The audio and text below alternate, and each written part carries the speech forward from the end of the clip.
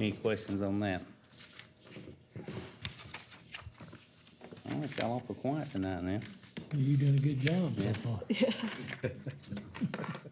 All right.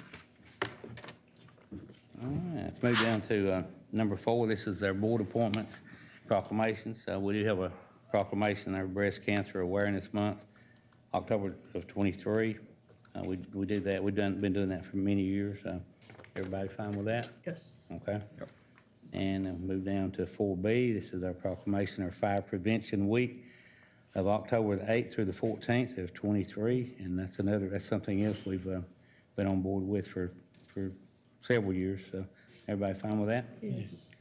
All right. Okay, move down to number 5. We have one request here from New Home Fire Department on AED and radio there. That's on number 5. If you flip over there. New Home.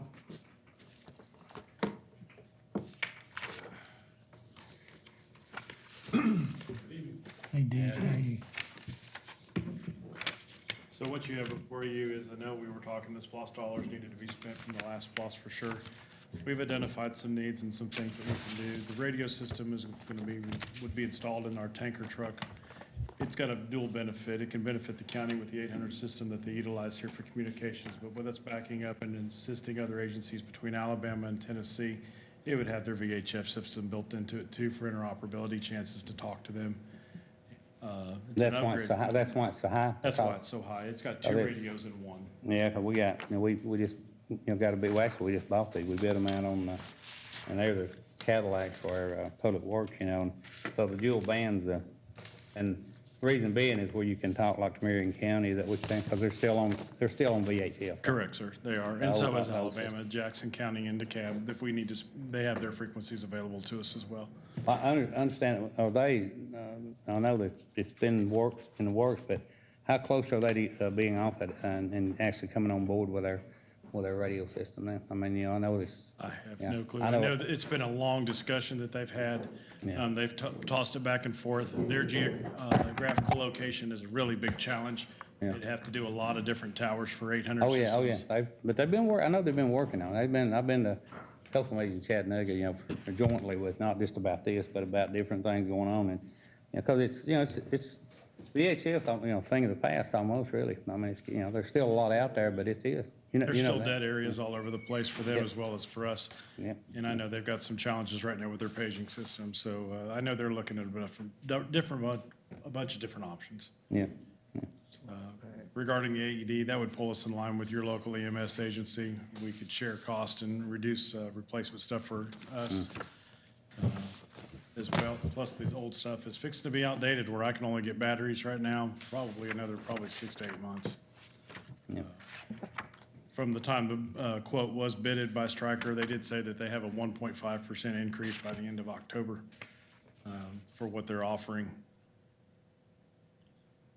And it's $4,159.05. That's Correct, and then they're Stryker gonna bid. add probably a 1.5% to that now because this time of year they change their costs. Phil, that's your district. You got any comments or questions on it? The reason I want these is the dual band is, and they are, they're, I mean, you can see the difference. I've got my, we just bought the road department or the actual, and our radios was bought, let's see here now, they were almost half that, really. So one promising thing regarding the programming of that 800 system now, they have what they call a code plug that they give you that provides you the channels, the talk groups and everything. If that radio were to die, that code plug now is owned by the person that has that radio. We can move that code plug to individual radios. If it were to die, I can move that to another radio and not have that cost going forward. I know at one point we'd bought the Kenwoods, and I'm thinking either Davis or New Home bought some. What kind of luck are we having with the Kenwood radio itself? I haven't had any problems with the ones that we've got online right now. I know we'd bought a few just to see how they done. I'm good with it. They've dropped them, they've moved them, they may have a few scarring and Right. marks, but they're still functional. Okay. We've had really good support with Dalton Communications with if we've needed anything specific for them, batteries, et cetera. Yeah, I think Of course, with anything in this day and age, cost has gone up as well as anything to do with supply chain for fixing anything. Right. I'm Yeah, I'm good. good. Yeah, I'm good with it. What, I was gonna ask you too, on the, your ISO, how you coming on it? Cause that, the lady that's in, she's been back and forth. Are you working with her now? Absolutely. Is this part of it? Is this kinda? This is not part of it. This Okay, is yeah. us taking care of the department. So we have another conversation with her in November. She hasn't set a date yet. Yeah, Where we were on the pitfall for us, for their evaluation, was we didn't have any fire dispatches. We didn't have any responses to show her for the last given time Yeah. that she could count as a valid call. Yeah. So they said we had until November to either develop a car fire or develop a structure request, and we've had two, of which we've sustained our numbers to getting out. Yeah. So we'll So have you that feel good, and between now and November, it's gonna be, I mean, cause her to me, and to the commission was, she was fixing to, if you don't move on it and something, whatever you gotta do to satisfy her, y'all go to a 10, and we can't have that, you know that. I provided all the documentation for her that I could in the past. Yeah. I've done everything. She's to pretty include- direct, ain't she? I mean, she's Well, not. I didn't deal with her before. This was the first time I've had the chance to talk with her on the phone. Haven't met her. I met with the other gentleman that came. Yeah. And he came and looked at the hydrants. He looked at everything. I don't have any other documentation to offer them. They've had full access, and we've been transparent with all of our records to them. Yeah. I'm not going to go out and create an alarm just to satisfy her. No. I would rather suggestively say our prevention is working better in our behalf than try to be reactive and be proactive. Yeah. If they choose to recognize that, I hope they do. I do too, yeah. Okay. Any other questions then on this? So we are with both, okay, all right. All right, thank you, That's, appreciate it, okay? All right, Put the AED in the radio. move down to, our pumper trucks for the volunteer fire department. Who's gonna speak tonight with us? Wow. A new speaker.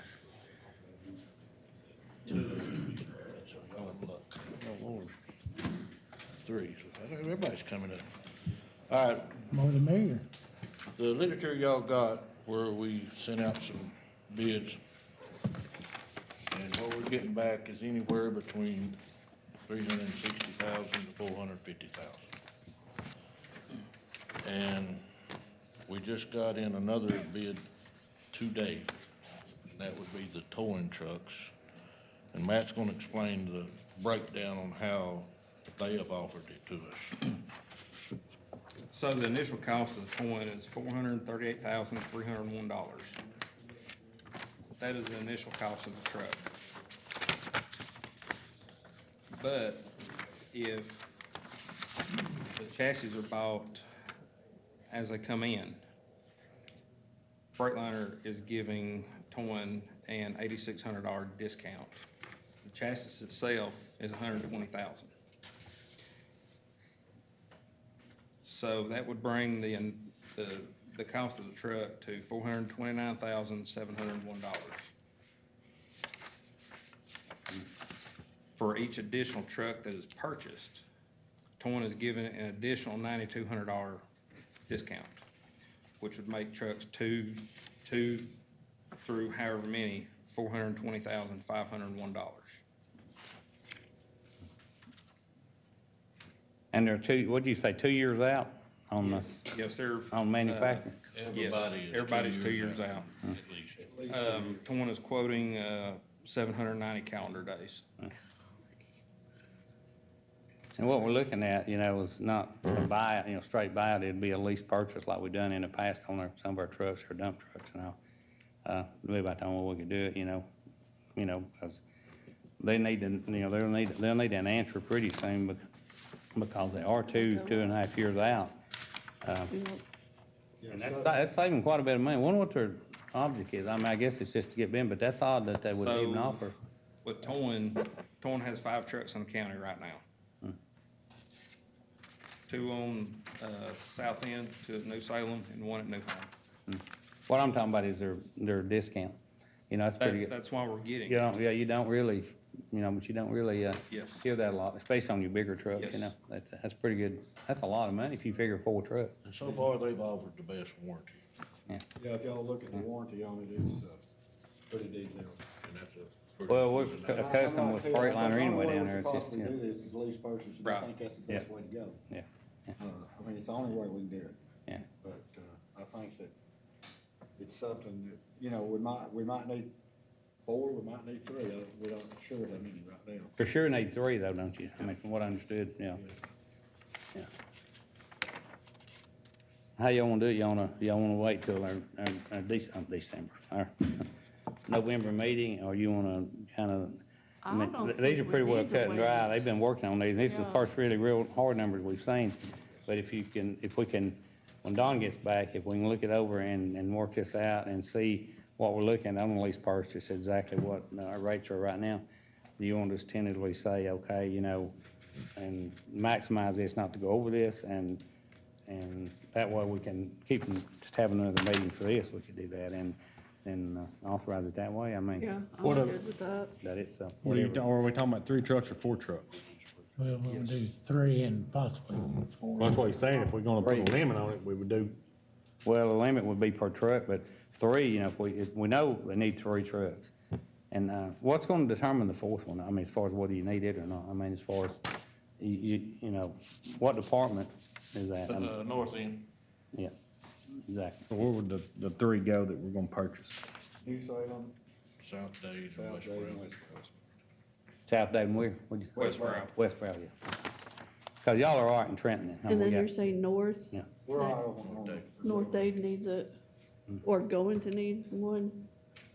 Where, Okay. how are We they just got- we at got- now? We're trying to get a straight answer out of Yeah, we don't really them. I'm know. just putting it out there like it is.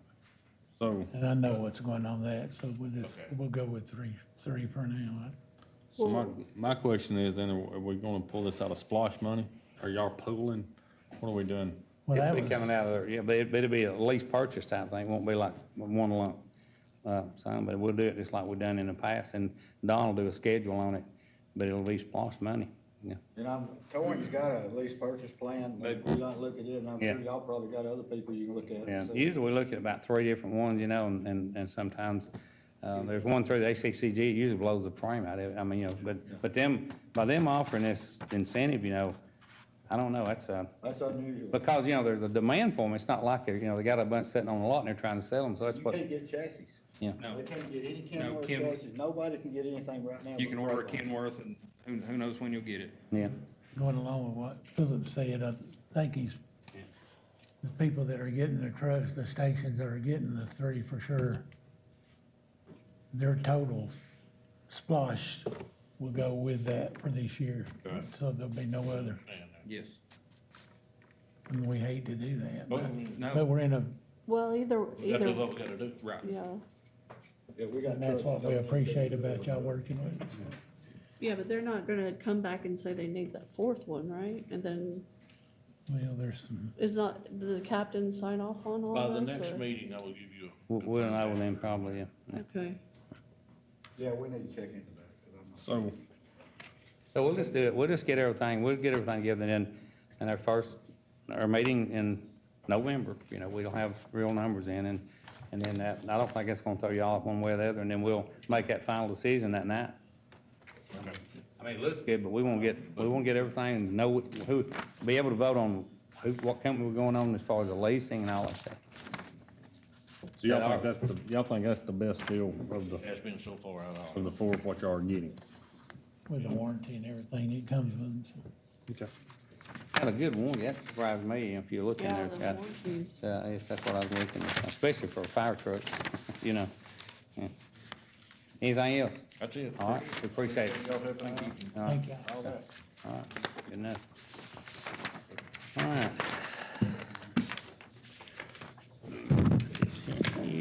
One thing, if you look on your thing here, it says, single stage water pump.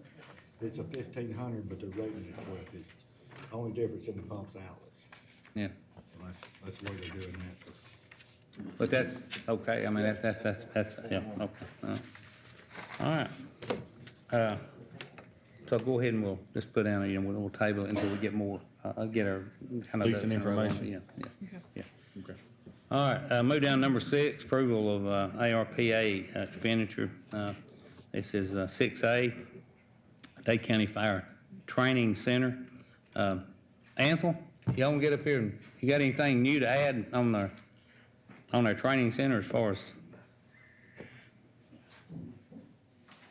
No, we don't have nothing new right No, now. we're really gonna have to look at what we're doing here with these pumpers, tankers, you know. We got, Yeah. that quote's good till December Yeah. 31st, so we'd like to leave it on the table and That's why it's on, we're gonna leave it until we see, and then we can come drugs back. and getting with Don on pricing and see if it's still a possibility, but I think it was December 31st. We'd like to leave it on there and keep looking at it if possible. We will, okay, all right, just wanna be sure. Well, Yes, we have a month, Thank you, Anthony. Yeah. November, Yeah, and we'd have to do something by December, right? For December 31st. You have to do something in December, the meeting. yeah. Yeah. And at our last meeting, we brought up about the AEDs for our storm shelters. Right. Alex, you wanna come up here? Are you still, yeah, you're back here. I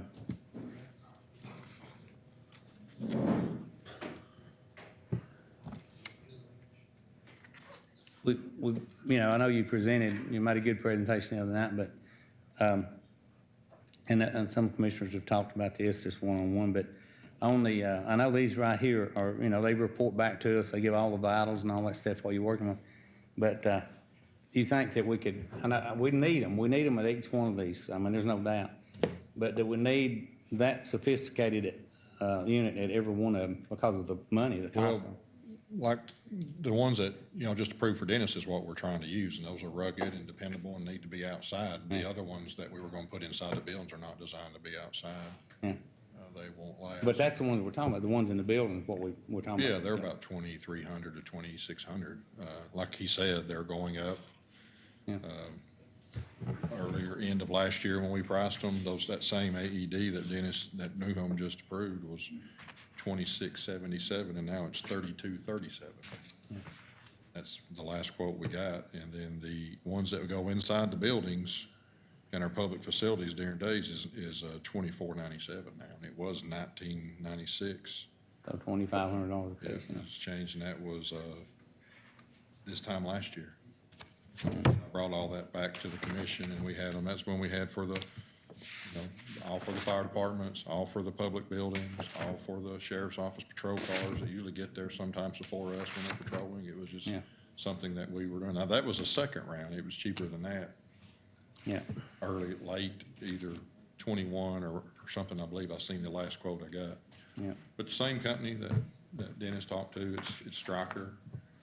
They do our stretchers. It's the same thing. We bought stretchers for our ambulances, and this is the Life Pack 15s that's on the ambulances as he discussed. If they have a CPR, we just throw them another set of pads, unplug their AED, plug it in Life Pack 15, and keep going. What is the longevity of it? They last a while. I They mean, do? that's like he's saying, the current ones they have are running out of life. The batteries can't get parts for them. It's just like anything. It's just, we're dependent on manufacturers. In the past, New Salem has got one, South Dade's got two that y'all approved was splashed on both of those. This will be the third one y'all have approved for New Home, and we were trying to get that to save the splosh of these volunteer fire departments, because I'm a member of that as well, and we work hard to keep things, and as much as we can do with other grants or funds to leave we're trying to get the CPR machines. Those are a $17,000, $18,000 machine now. They were $15,900 when we purchased them, when we priced it in 22. It's $15,597, and now they're $16,340. My question is on this AEDs for the storm shelter, which one, are we looking for that $4,100 one, or are you looking for the one for the inside? I didn't ask for that. I don't know where that come from. I hate to say. I mean, we're kinda gonna got put some in there. But we do need, Yeah. Yeah, if we would do them, we would put the 1000s, not the 1000s, but the CPR2. It's the same thing. It's the same leads and everything, and it's $24.97. But it goes inside the building. It's better for inside the building. That's what we were putting in all these public buildings. We were even looking at our transfer station, inside the office, down at the shop, senior building. Anything need to go inside could be these. but the outside needs to be the 1000s in the sturdy case and in the outside weatherproof case. So if you wanted the public to get it, because you never know when somebody's down there, or if you put it just inside the edge of the bathrooms, but our bathrooms are Not secure enough really to have something like that in Yeah. there, you know. Yeah. but, we, And there was concern about people being able to get to them in a hurry inside the storm shelter. they're locked. I know, and then that was gonna be my question was, We give the code out when storms or certain things, or we manually go and lock them when we have watches and warnings. Mostly watches for a certain amount of times, but we have to leave them locked. I mean, it's that or the, Have you had a complaint on it? I mean, as far as when storms come in? They're always open that morning. no, I'm just asking Oh. about if we put. If you put one there at the ball fields and it's locked and And it's it's inside, locked. nobody can get to it. And we need them in a 3 or 4 places down there. It's too far to run. Seconds count on this. What It is ain't- But there needs to be That one, that storm building? shelter at 4. Oh, yeah. Because Storm people are shelter. pumped up or scared somewhere else, and that's a perfect Perfect. environment to have a cardiac arrest. I mean, you know. Well, like I said, we had the cardiac arrest in the jail. The one in the jail failed. They had to run to the hallway and grab the one out of the hallway in the justice building. So the jail bought one of these as well out of his jail fund. Because it's just, he couldn't get parts or batteries for them. You can't get pads for some of them. Yeah. It's just, Okay, what is the question? I'm lost now. So is the, I was what caught a is little how bit off. many is it, or what is the question? I was kind of caught last month, and that's why I talked and said we tried this a couple times already, and it was on the agenda, and I just let me- hadn't But seen the it. question is the bottom line is the money. I mean, what are we looking at? You know, I Well, mean, that's what I'm saying. Well, I How didn't many re- do we need? And, hang on a minute. Let me make a suggestion. Let's table this till next month.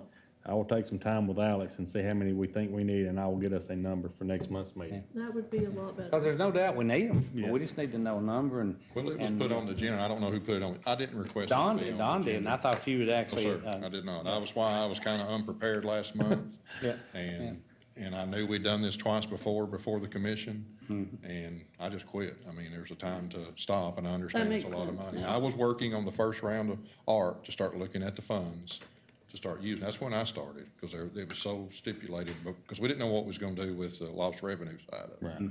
So I was looking at I was reading the regulations. I just seen a betterment for our volunteer folks that are out here for free and getting these machines and how important CPR is. And those machines are easy and provide quality CPR for our responders. Okay, okay, For so people. as soon as the subject is up, that probably needs to include the, elections We done building. every public building that could have or You know, possibly we don't have. have those things, but we should go ahead and put it in Yeah, that because, same, we got one right out here, and we got so many different brands.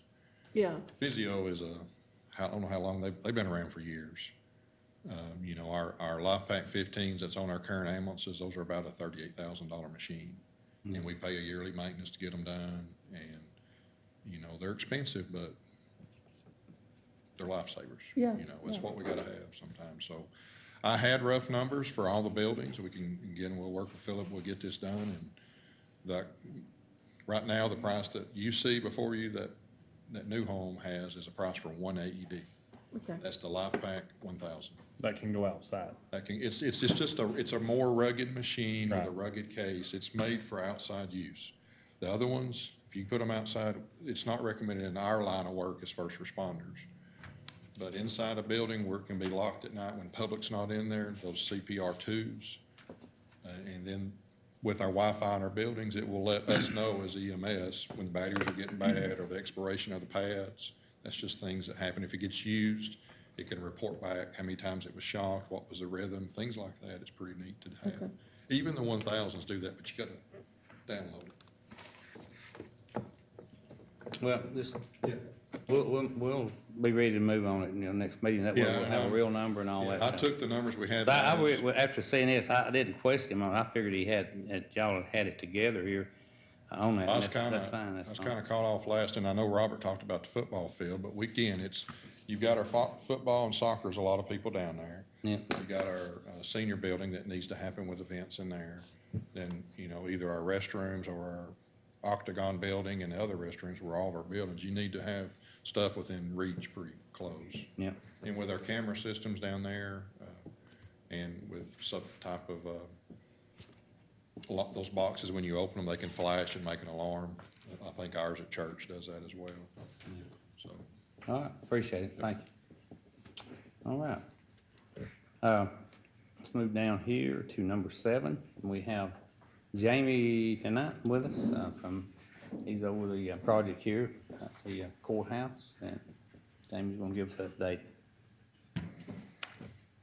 Yeah, so last month, we got the RFP responses back for the masonry. We only received one response from Masonry Specialist Corporation. There were 2 or 3 that showed up to the pre-bid, but we only got one proposal submitted. They were $36,042, including alternates. So their scope, that includes repairing the wall where we've got to put the trench drain in, repairing the wall at the wreck, resetting and straightening all of the coping around that knee wall. You know, if you go out there and go around, a lot of that's kind of moved and not in the best shape. So this includes straightening all that up, and then coming back and cleaning all of that brick once they get that work done, so that everything's clean and kind of uniform in appearance.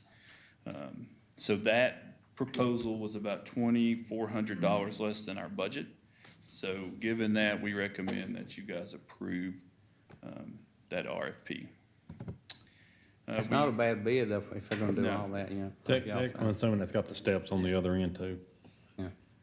The steps will be in the concrete. Okay. Yeah, so which we didn't get any responses back on the concrete, so we're gonna have to widen our net on that a little bit. We tried our best to find qualified local guys. You can imagine bonding and insurance is an issue for a lot of our smaller guys. So we're gonna widen that net. We're gonna get some other guys in here and hopefully have some proposals in by next month. That's on our putting the steps back on the north. So what that scope will be is putting the steps back, removing both the sidewalks from the street level, where you go up those steps, from that set of steps into the building. We're gonna take those sidewalks out and put in a new stamp sidewalk there, and then over to I think it's the Veterans Memorial on the Thatcher side over there. So all that will match, and then we'll get new steps poured on the north side. Yeah. So that's what that scope will be. So we'll do our best to get that reissued and have some responses before the November meeting. One item that we're pretty solid on is the right person to refinish all those existing hardwood floors. When we first started the process, the initial budget included kind of a new basic floor in there, but as we've been in there and looked at it, it's a shame to cover those floors up. So we went through the effort of getting everything exposed. They can be refinished, but I think we need to be very, very careful about who we allow to do that work. So we went out and solicited a proposal from Mr. Sandman. He's local. He is the best hardwood guy that I've ever worked with, and that's who we suggest that the county approves to do that work. So there's 3 different pieces to that scope of work. One is we've got to go in areas where we know we're putting other types of floor in, so the kitchen and some other areas like that, we got to take that up and salvage that wood so that we've got that to kind of patch in some holes in some other areas. That way we don't have mismatched species. It'd be really hard to get something that will match what's there. So that gives us the wood to do the patching. That's $2,500. The first floor, once that salvage part's done, so the repairs and getting the first floor refinished, is $24,993, and the second floor is $24,664. So total cost to refinish all the hardwoods roughly $53,000, which really is less than we were carrying per square foot to put new floors down. So it's actually a reasonable cost for the work that's going to be done. Not to mention the fact that we're going to be able to salvage those original floors and take it back to its original appearance in there. So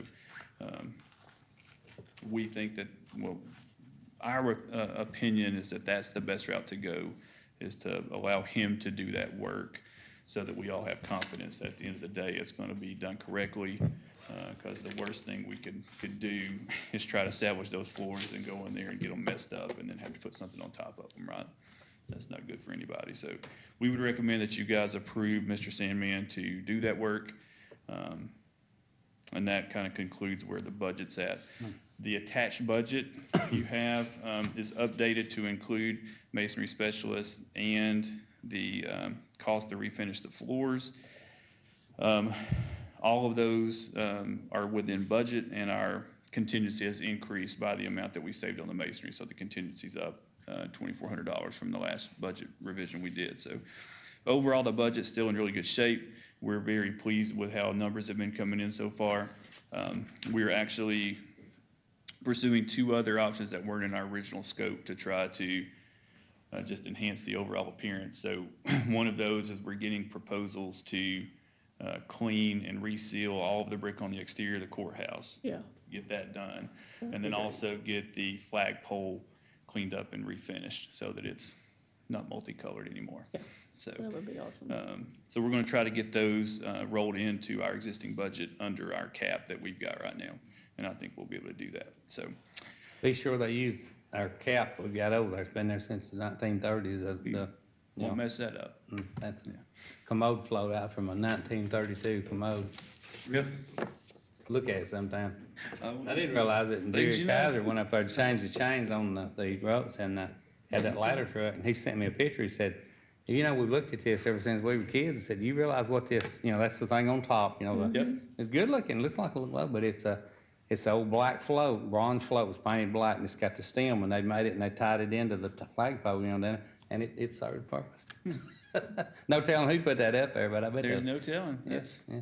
And it's got a date there, it's around the 1930s or 35, oh yeah. Sure, we can make up a good story to go Yeah. with that. That's something, but anyway. our current schedule, Yeah. the frame and draw work's ongoing, so we're in the process of patching what areas of plaster we can patch. And we're also working on some kind of test areas to see if we can replicate a plaster appearance on our new walls to see how that'll look. We think long run, if we can kind of make everything time with that plaster feel, that'll be better. So that's what we're working on now. The in-wall electrical has been slow.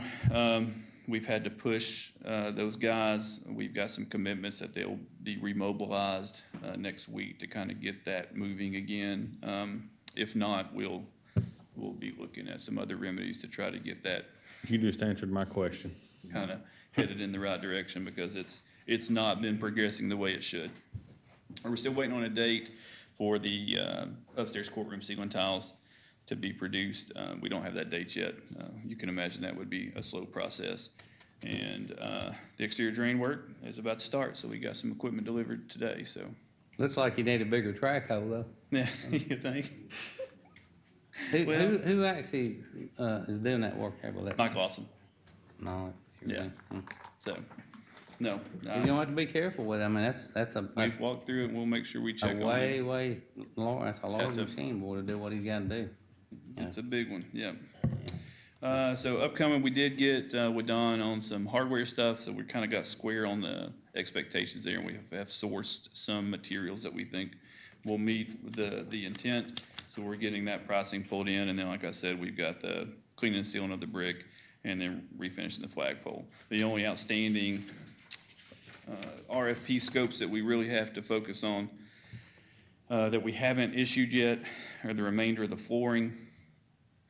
So that would be your restroom flooring, kitchen flooring, that kind of thing, which will be basically tile and some type of resilient product in the kitchen. And that's really the only things we have left to commit costs to that we haven't talked about yet. So hopefully in the next 2 months, all of that will be secured. Met with a millwork contractor this week. They're progressing with their shop drawings pretty well, so we would expect to start seeing the fabrication of that stuff in the next few weeks.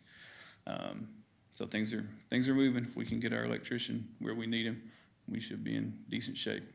Okay. How far behind are we now on schedule? Well, so here's what I'll tell you. We're ahead of the overall schedule significantly. So this was originally scheduled to be a 3-year project. So we weren't projecting completion until the end of 2024. So my expectation right now is we're talking about a Q1 2024 completion. which is significantly ahead of the original schedule. We were trying to target, end of the year, but that's not going to happen. So I would expect us to see sometime first Yeah. quarter of next year. Yeah. Okay. So, Any other Rather- questions? Rather take a little more time, have it right. yeah, and we're trying not to be difficult. We know everybody's busy, and it's tough business right now. So I know Philip understands that part. Wholeheartedly. So, That, the flooring guy though, he's a Dade County taxpayer then, I mean, he Yep. actually lives in Dade he County. lives His right over business here in is- Piney, yep. And he's a good guy. He's a really good guy, if Got you a don't great know him yet. name.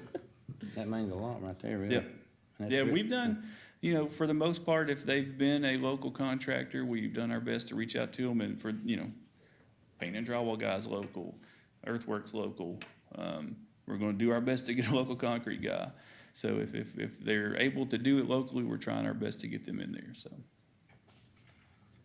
All right. If there's some more questions,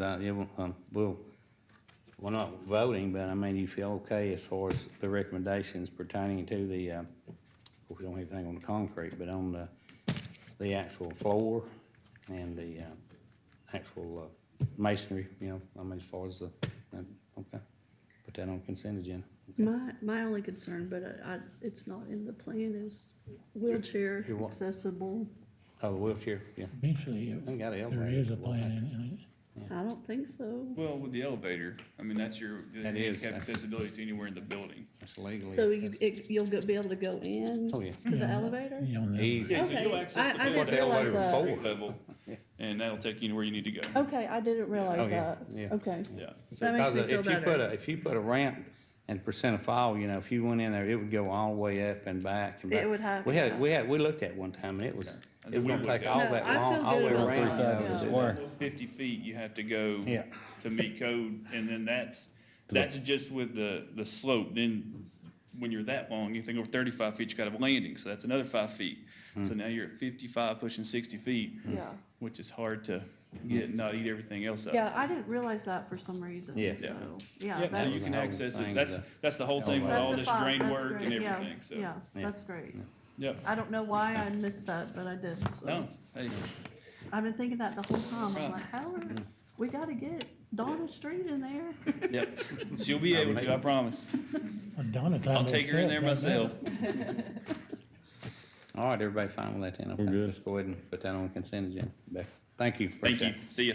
All right. Okay, let's move down to the number 8, and this is confirmation for appointment of an associate probate judge, and Carrie came in and talked to us last week about this, and I let her go over it, but the good thing about it is there's no money as far as, any kind of raises or anything involved in this, and she'll tell you why she needs this, and it makes pretty good sense, this other associate. Go ahead.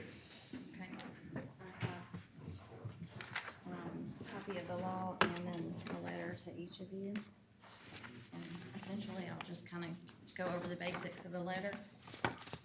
So what I'm asking for is approval of the position of an associate judge. I'm not asking, like he said, for any increase in pay. I'm not asking to hire a new employee or anything like that at this point. But when COVID happened, there were 3 probate judges in office that died, 37 who were incapacitated and out of office for 2 weeks to more than 100 days. After that happened, our Council of Probate Court Judges has encouraged all the judges who can, and who in their position feel like it's a good idea to appoint an associate judge. So the code allows the probate judge to appoint an associate who would serve during their term, but with the approval of the commission. And if you look at the code section, any salary would be set by the judge, but at the approval of the commission. So that's all I'm asking for, is just authority and approval to appoint somebody. It would be a part-time duty on top of their current job as clerk, so not to bring anybody in, not to pay anybody anymore. just, they would get the But training. you've already got your appointment, I mean, you pretty much just, not, it's, Yeah, it would be. explain that to something them, you know, in my exactly, yeah, it's already an in-house, office. Yeah, in-house current person. employee in the office. Yeah. I think that, so that person, if I'm not in the office, they could handle the things that only a judge could handle, which could be mental health orders, guardianships, contested cases.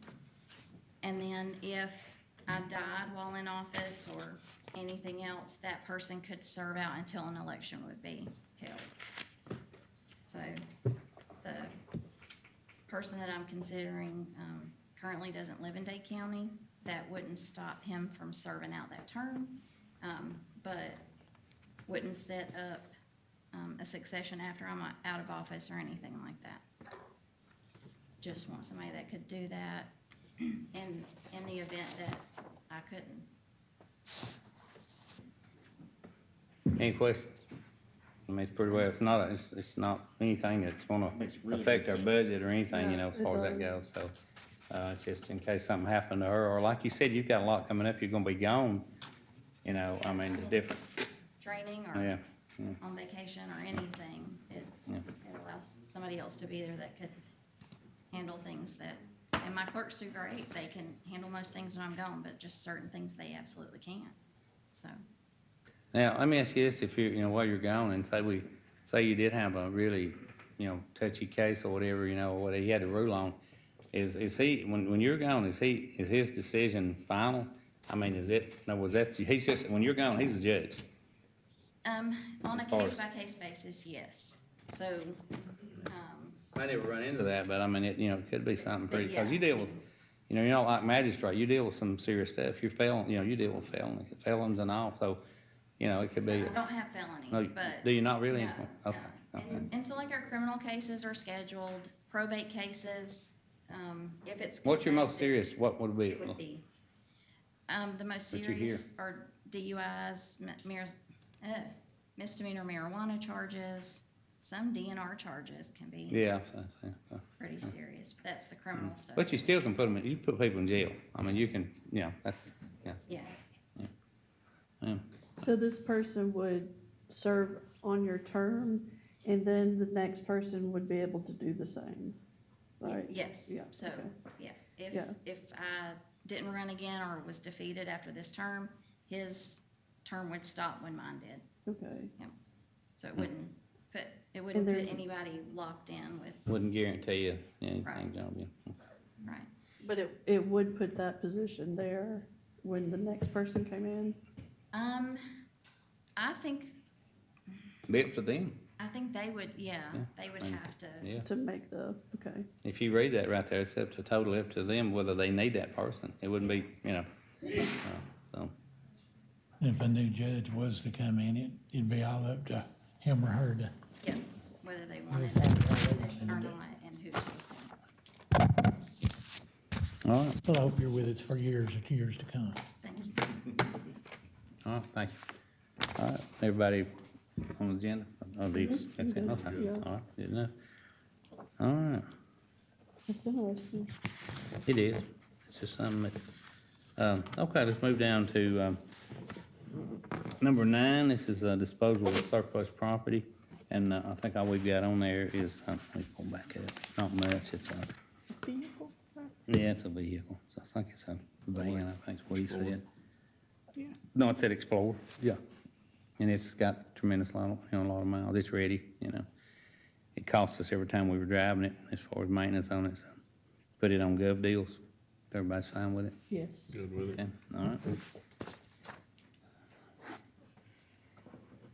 All right, this number 10 is the resolution R-36-23. This is the technical proposal to conduct Phase 2 historical resource survey of the North Dade County.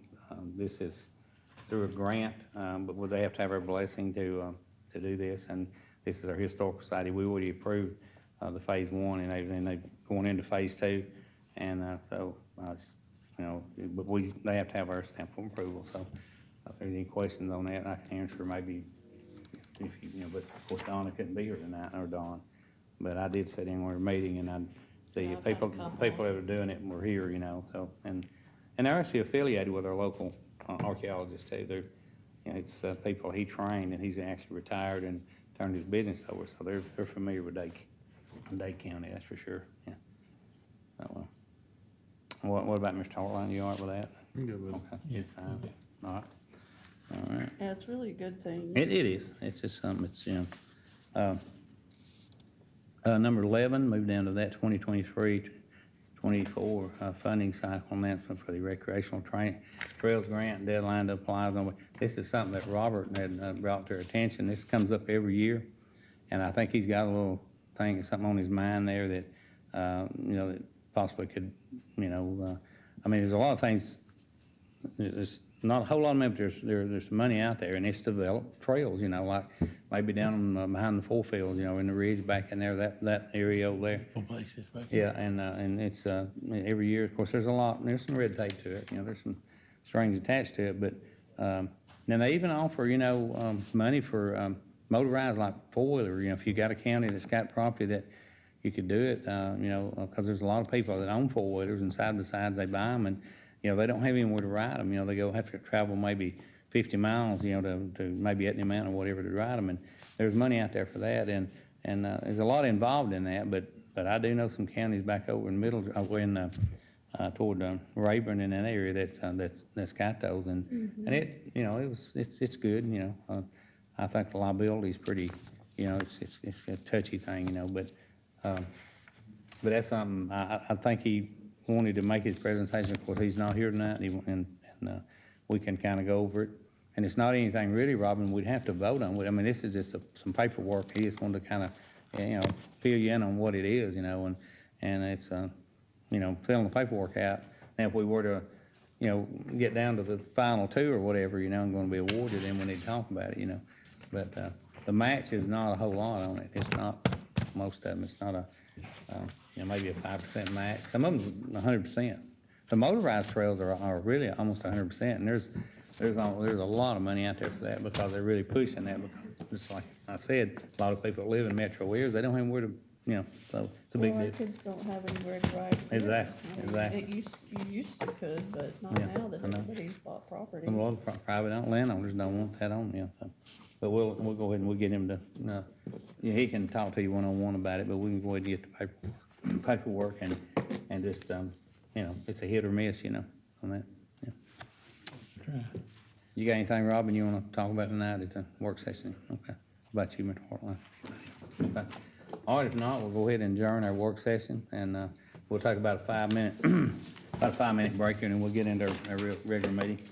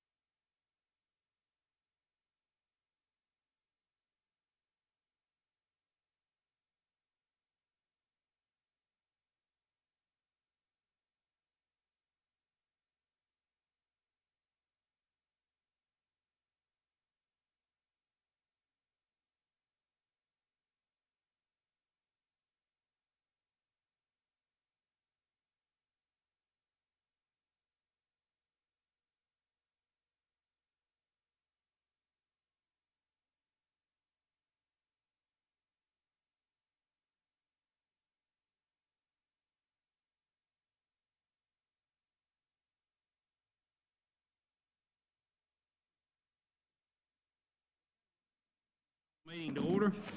Appreciate everyone being here tonight. And as always, I usually ask Brother Robert Goff to lead us in prayer and pledge, but this week Lamar has stepped up and he wants to lead us in prayer and pledge. If everyone would stand up, please. Before I say the prayer, I'm gonna read a verse from Romans 13, verse 1 through 3. Let every soul be subject to the governing authorities. For there is no authority except from God, and the authorities that exist are appointed by God. Therefore, whoever resists the ordinance of the God, and those who resist will bring judgment on themselves. For rulers are not a terror to good works, but to evil. I enjoy serving with these men up here because I believe, and women. Thank you. I'm sorry. She's a fellow commissioner and very close to me too, so I'm gonna leave her out. Let us pray. Our Father in heaven, we're thankful for this beautiful day and this beautiful place which we live. We know we're at a season, about the time of this changing of the seasons, and the colors and the beauties are gonna really be brought out of your creation. And we thank you for that creation. We pray for wisdom to make the right decisions for this county, and that we do it with love in our hearts and no hate. There's not room for hate for anything. In Jesus' name we pray. Amen. Amen. Pledge allegiance to the flag of the United States of America and to the republic for which it stands, one nation, under God, indivisible, with liberty and justice for all. Thank you, Lamar. Good job. This is a regular scheduled meeting of the Dade County Board of Commissioners. Takes place at the same time on the first Thursday of every month. Proper notice of this meeting has been given to our legal order of the Dade County Sentinel and has been posted in the hallway of the administrative building. This time I do need a roll call. Mr. Lowry. Here. Hartline. Present. Mr. Goff is out. He is actually on a little vacation with his wife there. Ms. Bradford? Here, You sure? Okay. And Chair's here, okay. All right, appreciate that. their anniversary or birthday, her birthday. Yeah, I think it is, it's, yeah. And, okay, Mr. Lowry, you want to go ahead and start with your report? Do we do public participation first, or? Oh, yeah, I'm sorry, I'm good. That right there, I don't know, I get some on my, anybody want to come up and talk to us tonight? I forget we moved that to the front. Yeah. Time's up, sit down. I just have a simple question. I've been going to the IDA meetings, and I was wondering if you guys have the authority to request that they have those meetings in the evening so there could be more public participation. And also, I wanted to bring it to your attention that last month's meeting was just canceled. And I don't think it was on the books to be rescheduled. They're just going to resume with this month. And then the month before that, I showed up for the meeting, and they just decided to have it the next day. Yeah. So, and their website is not up to date. Okay. So I was wondering if any of those things you could address. The latter we can, but the first question, and Robin, I think about, we can't, order them or whatever to, it's up to them to schedule their meetings. Is that right, Rob?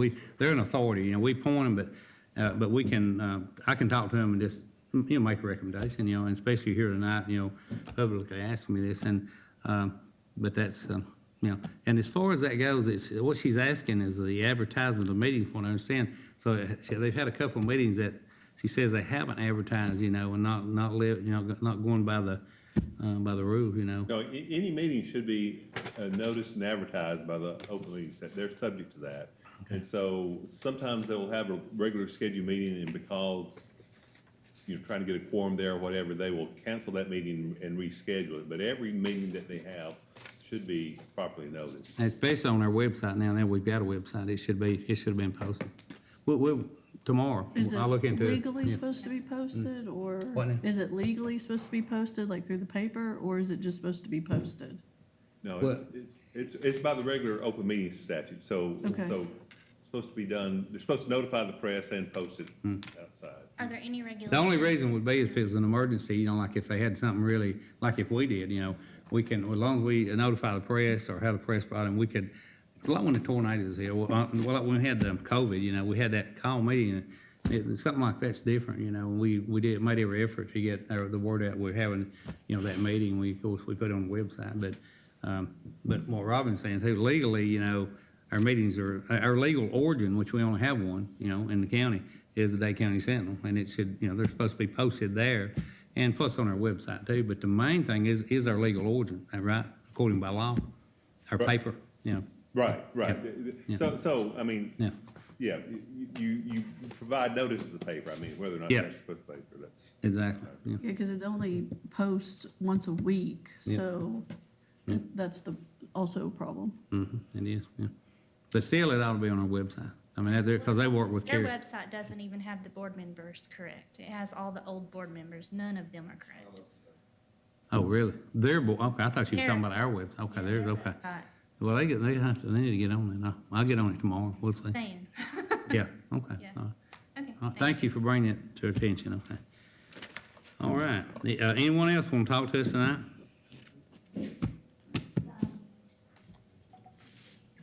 Anybody? Come on, you got something on your mind. I know what, you know, no, you don't? All right, yeah. I know you came up and asked us about the IDA house down there, the White House at one time, you know, and they still haven't made a decision on anything on that. They don't want to do anything drastic, from what I understand, and either strip it, scrap it, tear it down, or they're looking at some other options, so that, you know, they're still kind of in, you know, out in left field on that, so, all right. I thought they had decided.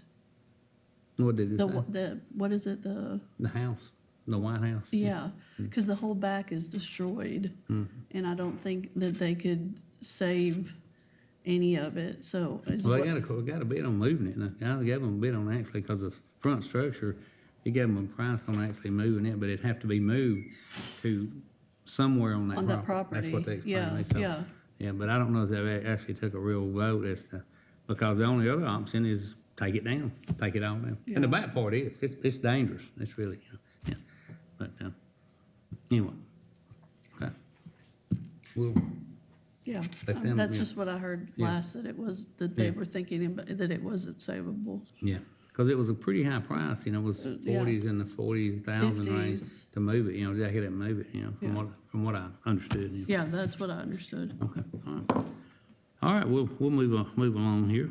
Let's go down here. Mr. Hartline. He's out of whack tonight. You Oh, I'm sorry. Go to my Mark. right. I'm sorry. I'm sorry, Mark. I'm sorry, Mark. I am. I tell you, it's been Okay, a mixed for up the- day today, huh? Yeah. The call activity report for the 911 center.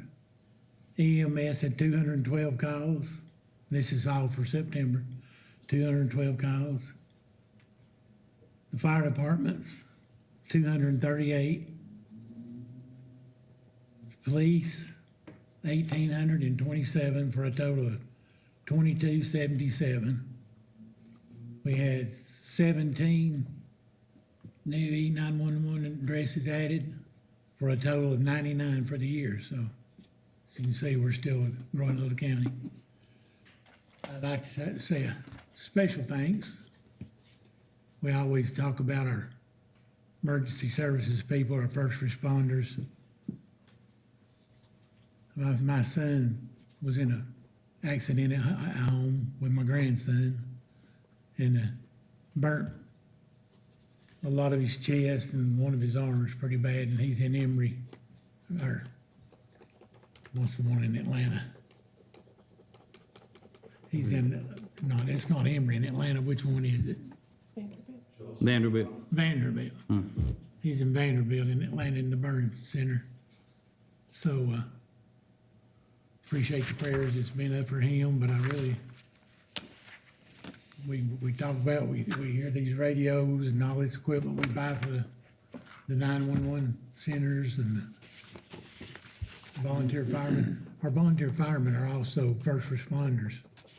As you notice, I don't know, a lot of you pay attention to these numbers, but our volunteer fire departments have more calls than ambulances do. So a lot of that is going out on first responder stuff. And it gives you comfort to know, Ted called and told me he had heard it over the scanner. I really appreciated that, so. Well, just immediately, I mean, you were actually taking Chemo. radiation, chemo, and I just got off the phone with, with your wife and everything, then that went out, and I just felt that it's something I'd want to know if I was a mom and daddy, so you were having kind of rough day anyway, but it's, like you said, it's thankful we got these people to respond, So, yeah, I just want to thank them and even the dispatchers that people don't see. They're the first ones that tell you, giving you basic. Of course, my son, Matt Hill, Matt's like another son to me. But they're close and they've both been in the medical field, so he knew what to do. But when you're burnt bad, you can't get your clothes off like you need to and get in the shower. But let's treat yourself. So I appreciate our first responders and our ambulance systems and 911 and everybody that was involved in it. That's how important it is. When it ties into your family, it lets you know how close things really are. So thank all the fire departments and tell the 911 center a special thank you, Ted. That's all I got. Okay, Mr. Hartline. All right, at the sports complex right now, we still have I think a 7 and 8-year-old baseball team practicing. Soccer's still going on. I want to say that rec football is probably wrapping up this weekend. I think one's going to a playoff game. Electrical inspections for the month, we had 11. The ones I'm going to point out was we had 3 new constructions, a mobile home, and we did also have 1 RV park that was inspected this last month. So I was on the phone with a guy today, and he said that in Calhoun, they had 0 inspections or permits applied for last month. So we're still actually building here. I know that he also said in Walker County there was about 40 permits pulled for Walker County, but it was in one area. They was all addressed towards Rossville. So we've slowed down a little bit. We've been averaging about 15 to 19 a month, where this month we had 11, which was some other stuff, but it's slowing down a little, but we're not like Calhoun. They had 0 permits pulled last month. That's amazing for them. Yeah, that's a big county. They were getting 100 and 200 permits a month, and he said they had none last month. So I really keep an eye on that, because we are growing every day. Yep. That's all I have. Good report, Mr. Bradford.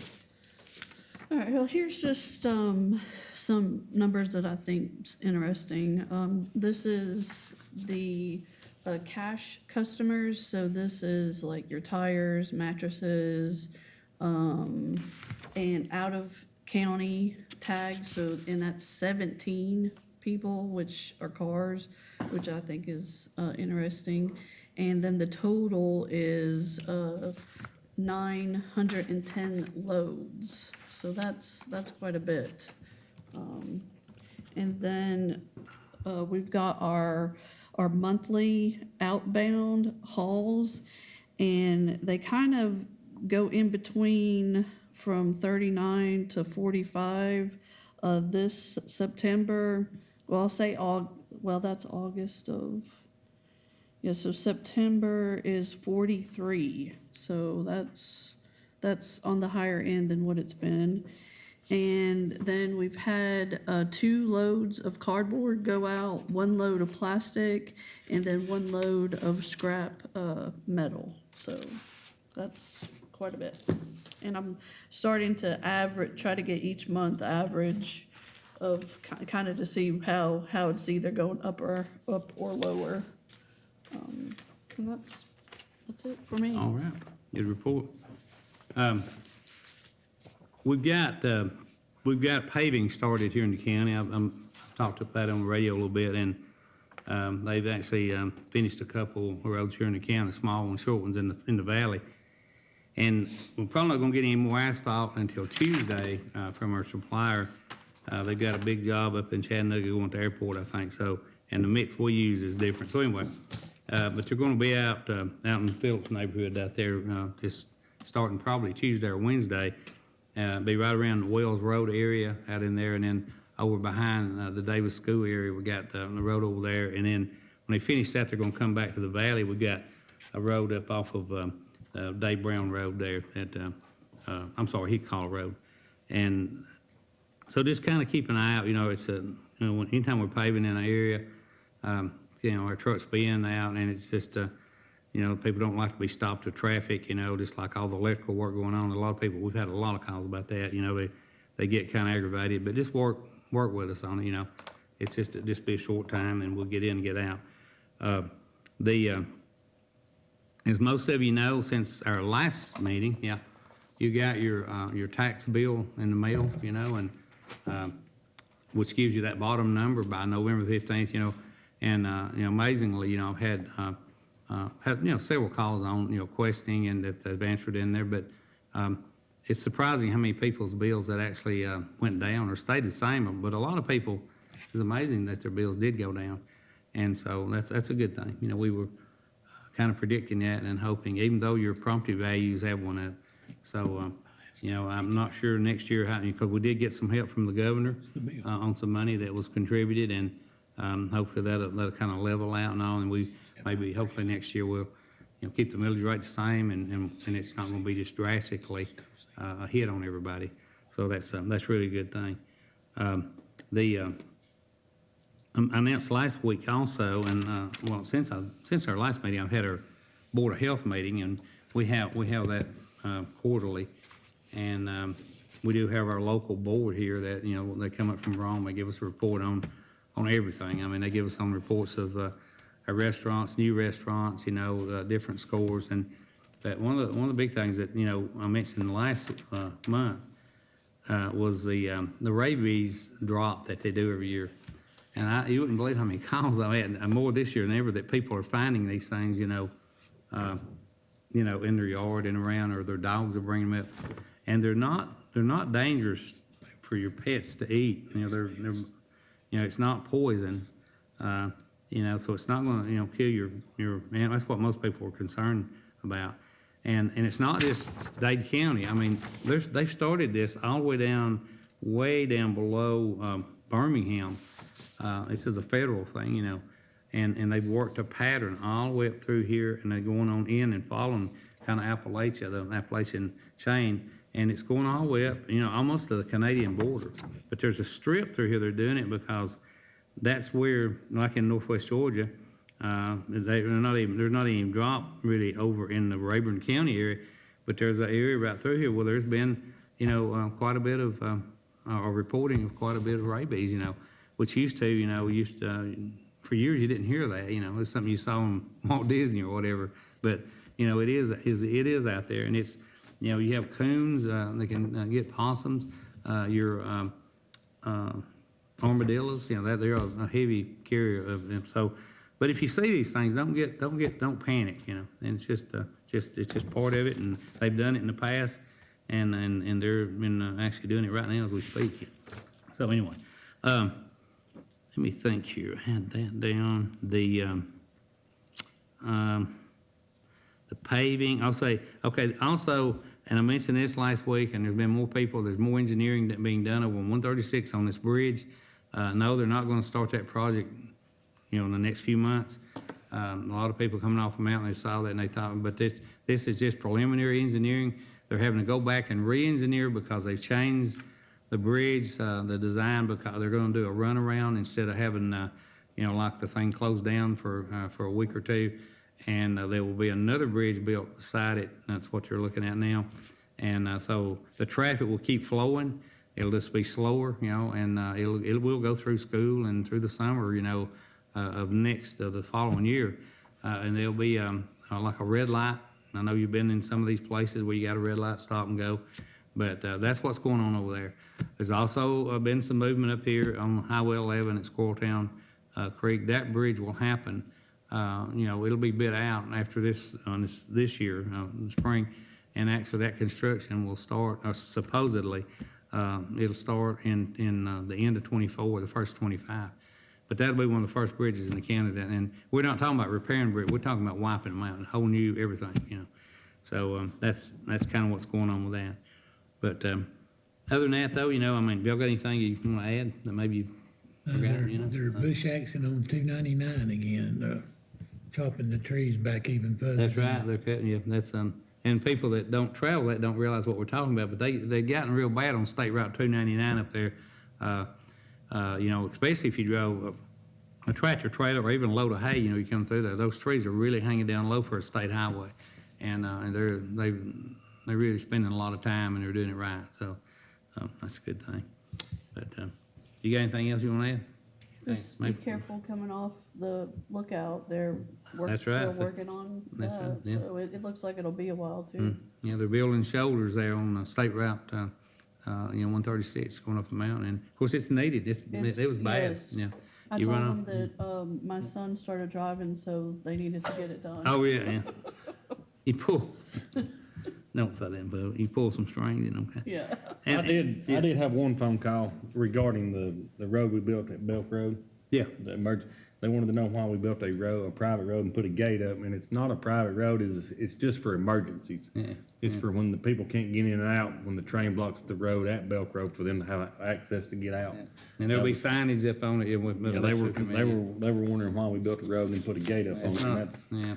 so I It's, just wanted to get that out there. Yeah, it's on strictly railroad property, and they finally came across when we reached an agreement where we improved it and made the road in there, and that would not only give them in and out, as I said, but it gives us in and out for fire apparatus, in case of house fire or an ambulance. And that, for some reason, that crossing right there is blocked more than any right now, and actually the length of time, there's been many nights that train sat there from 4 to 6 hours, and on up until the daylight, maybe get on the track at 12 o'clock and not been maybe moved the next morning at maybe 9 o'clock. And on school days, I've said this before, but they were handing kids through those cars and under the cars up there. I mean, they couldn't get in and out, Some people couldn't even get to work. So that's an answer to prayers for those people, really. Yeah. One man lost his job. He did. He'd only been on, and a good job too. I mean, and he'd been late,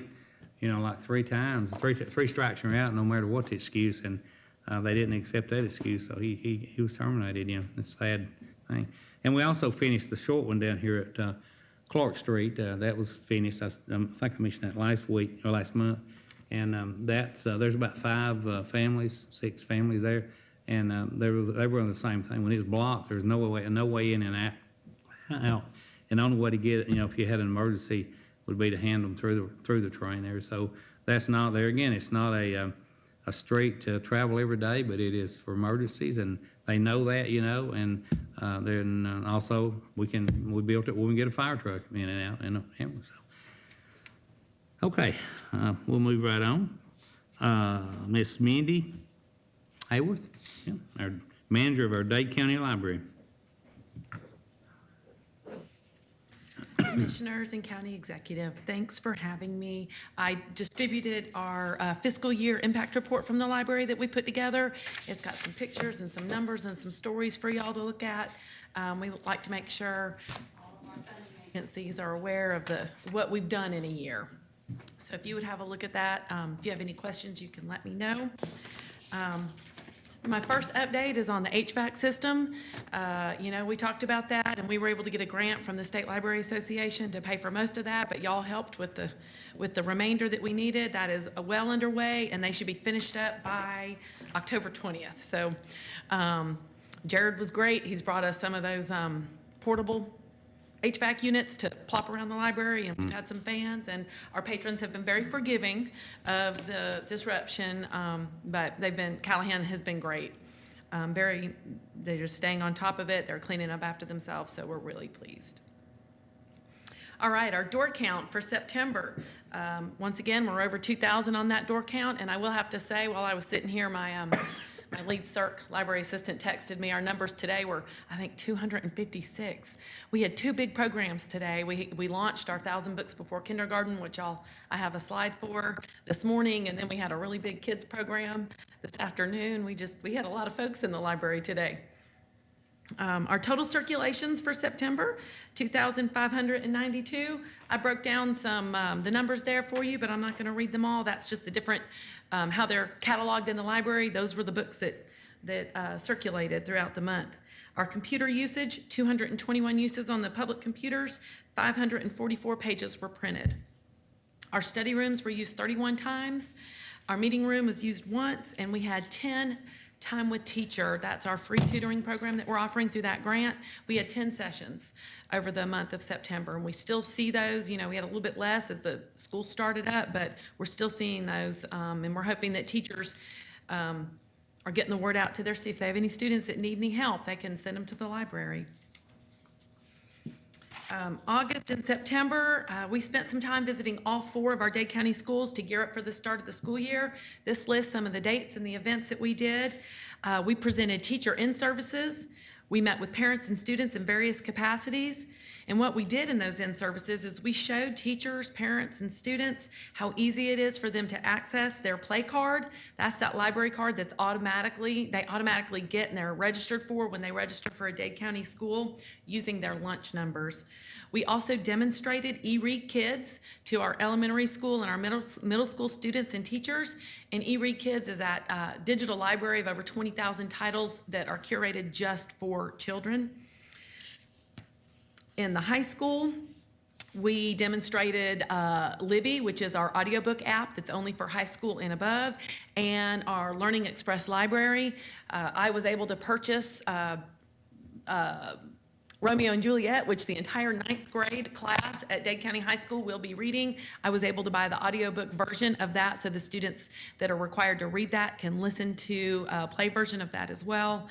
And we had one of the high school AP Calc teachers at the high school. He came to the in-service, and he stopped by the library and told me that, his students are going to be taking that AP Calc test in the spring, and one of the services we offer free for all those students that have that play card is the AP test prep for AP Calc, and he's going to be utilizing that in the spring to help get his students ready to make those 4s and those 5s on those AP tests.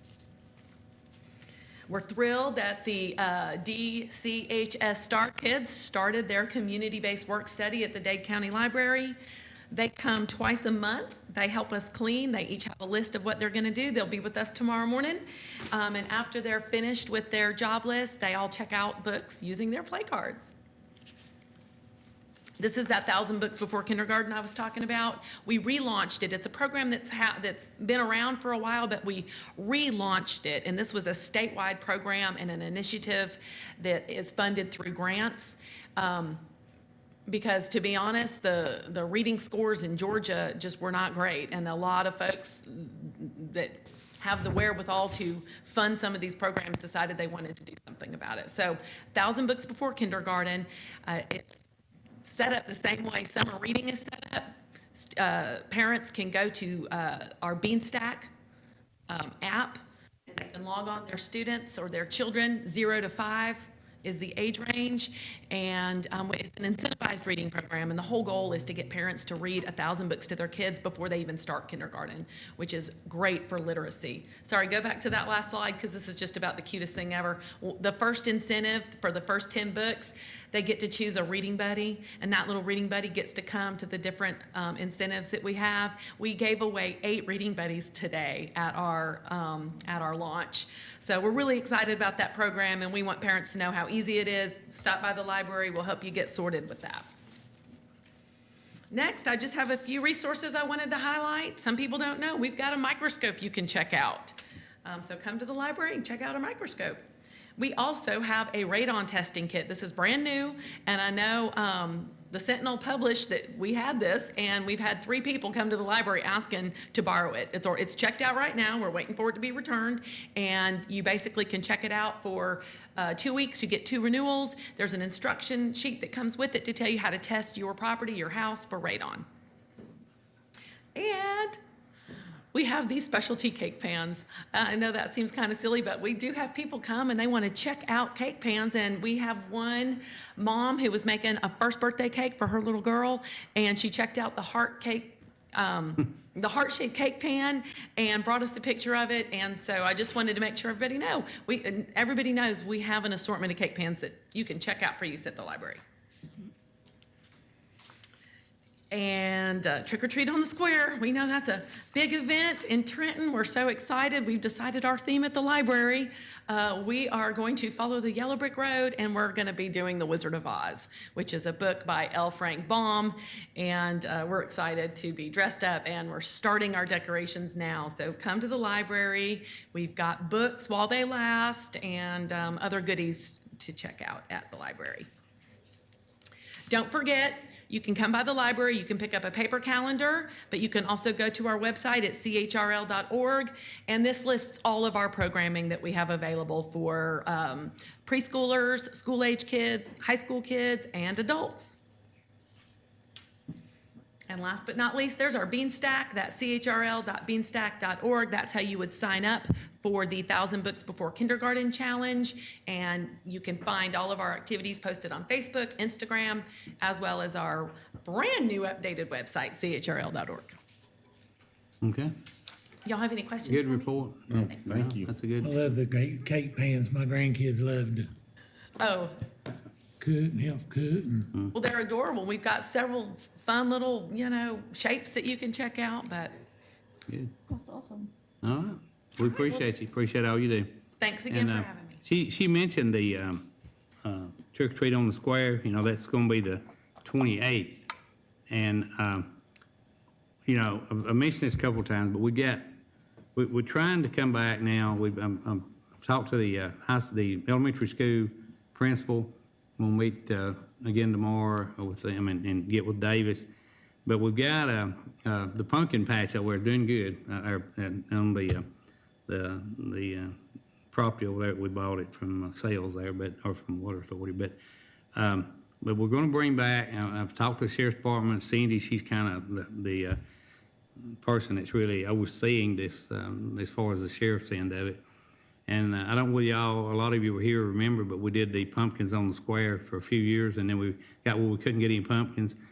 So we're going to try it. We're working with just like kindergarten through third, maybe just the younger children, and let them do their pumpkins, let their teachers help them or whatever. And then that evening, before bring them, and we'll put them on the square and have them lit inside, and then they'll have their name on it.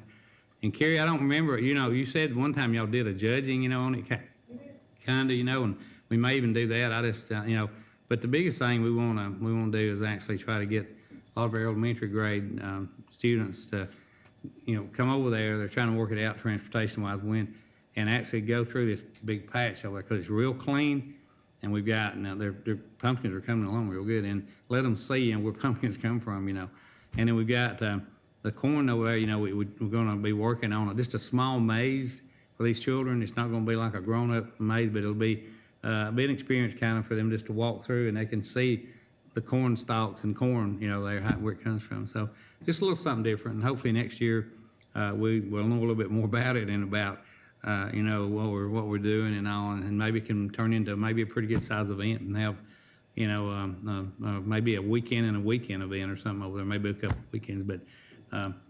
And I'll tell you this, the leaves are fixing to start changing.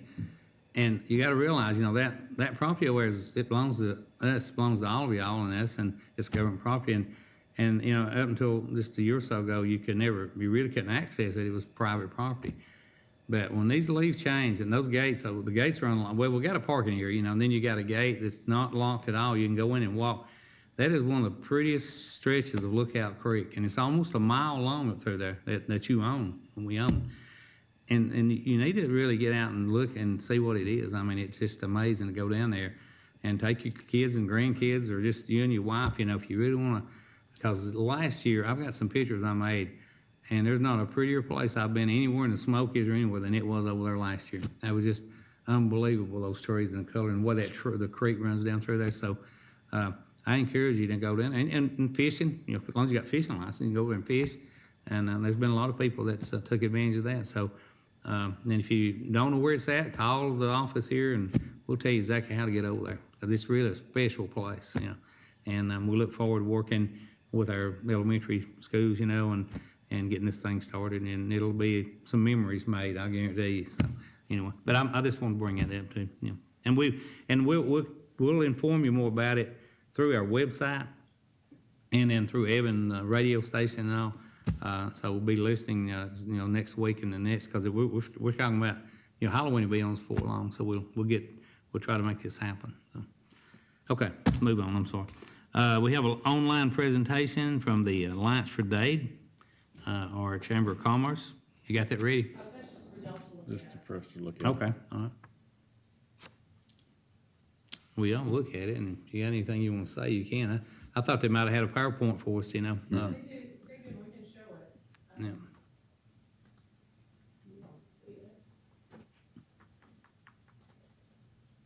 That's okay, we'll just move on if it's not ready.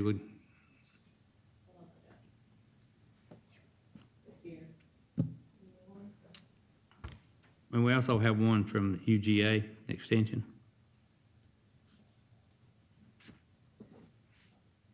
How long are they? They're fairly, we can just scroll through this. Yeah, scroll through it, you know, let's get, you know.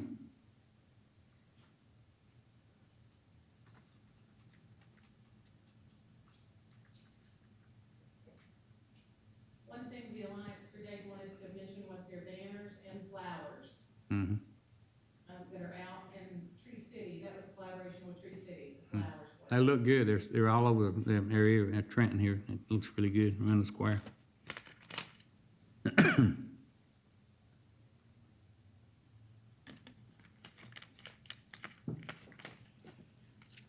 Turn the music down, it's too loud. Yeah. But it's pretty interesting to go on their website and ours too and look at what's going to happen in October. I'm telling you, there's a lot of things happening right here in Dade County that you don't have to travel off, you know, to go to. And I mean, this is really, the events that's happening here is going to be special, you know, and most of them are free, you know, and so it's, you know, you need to take advantage of it. Yeah. What you got from the University of Georgia? It's right here. And all of these PowerPoints can be seen on our assembly site for anybody who wants to see them from home. They can look through them and get all those dates there. Now, everyone can hear you out in radio land, right? I mean, you've got them out. Microphone, you might want to tell them. Yeah. I can hear it. And what she said, you can go online and watch these PowerPoints that she's putting up right here now at any time you want to. You can go to our website and. On assembly, yeah. on the assembly. Yeah, On our assembly website. yeah, the assembly, yeah. Okay, that's it. Okay, all right. All right, we'll move on. Don is out tonight. He's actually in training today and tomorrow. And Becca, we'll look at you and give us the financial report. Okay, this first report is the account balance report as of September 30th, 2023. The general fund had a balance of $407,981. We had $1.5 million in our general fund certificates of deposit for a total general fund balance of $1,907,981. The sheriff's special fund had a balance of $4,322. The drug abuse education fund, $5,249. The supplemental juvenile service fund, $29,003. Victim assistance fund, $1,885. Jail fund, $12,605. The ARPA, American Rescue Plan Fund, $1,283,570. Our hotel motel tax accommodations fund, $283,378. The employee flexible spending account, $38,706. Payroll account, $63,634. Our 2015 SPLOST projects account had a balance of $97,169. Our current 2021 SPLOST project account had a balance of $166,124, and our SPLOST proceeds account had a balance of $2,362,695. On the next report, you'll see it is our general fund revenue income statement for the month of August. Actuals for the month was $732,990. We budgeted $623,506, so we were actually collected $109,484 more dollars than we budgeted. Year-to-date, actuals was $1,322,838. We budgeted $1,197,012.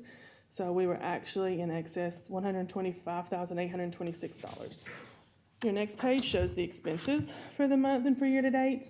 Actuals for August and expenses was $1,003,729. We budgeted $1,118,294. So we were actually under budget by $114,564.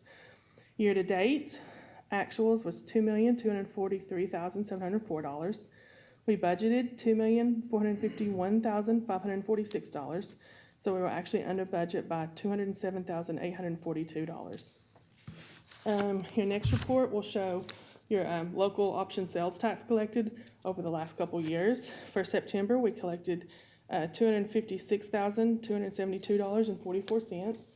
And for SPLOS for September, it's $320,341.08. Your next couple reports shows SPLOS tracking worksheets for our current SPLOS now and for the 2015 SPLOS as well, all the detail of that.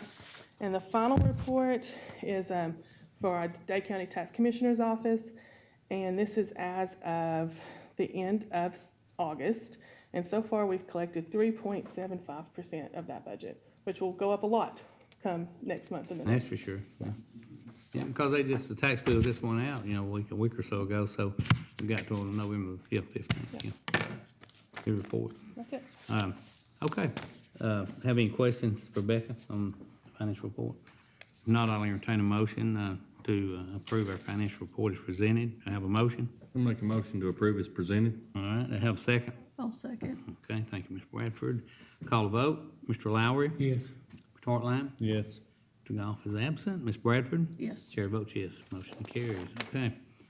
Robin, you got anything tonight or anything? I don't, Mr. Chairman. Okay, all right. Don't have any unfinished business. All right. The reading of the minutes for our last month's regular meeting and any special call meetings will not be required since all commissioners have been furnished with copies in advance. The minutes are public record and available for review in our county commission office. The minutes are included in the consent agenda and will be considered for approval under our new business. This time I'll ask Becca to go over that there, and we'll entertain a motion after she presents, please. Okay. We have the approval of the agenda as presented, the approval of previous meeting minutes, the approval of the review of the personnel status report. We have a proclamation for Breast Cancer Awareness Month for the month of October. We have a proclamation for Fire Prevention Week, which is October 8th through 14th. We have approval of SPLOS purchase for New Home Fire Department, an AED from Stryker, and for a total price of $4,159.05, and 2 radios from Dalton Communications for a total price of $12,527.82. We have the approval of the update for the historic courthouse restoration project from Mr. Jamie Blevins. We have the approval of the confirmation for appointment of an associate probate judge. We have approval of resolution R-35-23, disposal of surplus property, which I believe was a 2008 truck that we're disposing of. Ford Explorer. Ford Explorer? Okay, Ford Explorer. And we have resolution R-36-23, a technical proposal to conduct a Phase 2 historic resources survey of North Dade County, Georgia, through a grant agreement for 2023-24 with the Georgia Department of Community Affairs Historic Preservation Division. And that's it. Okay. All right. Any questions or corrections? Anything to add? I'll make a motion to approve. Okay. Have a motion approved. I have a second. Second. All right, motion and a second by Mr. Lowry to call a vote. Ms. Bradford? Yes. Mr. Hartline? Yes. Mr. Lowry? Yes. Chair votes yes. All right. Approved. Okay. Y'all want to bring anything else before the public while we? Okay. There's no executive session. If not, I'll entertain a motion to adjourn. Have a motion to adjourn. Have a second. I'll second. Call a vote. Mr. Lowry, Yes. Hartline, Yes. Ms. Bradford, Yes. and the chair votes yes. Okay. Meeting adjourned. Thanks everyone for being here tonight, and enjoy this fall weather coming up this weekend.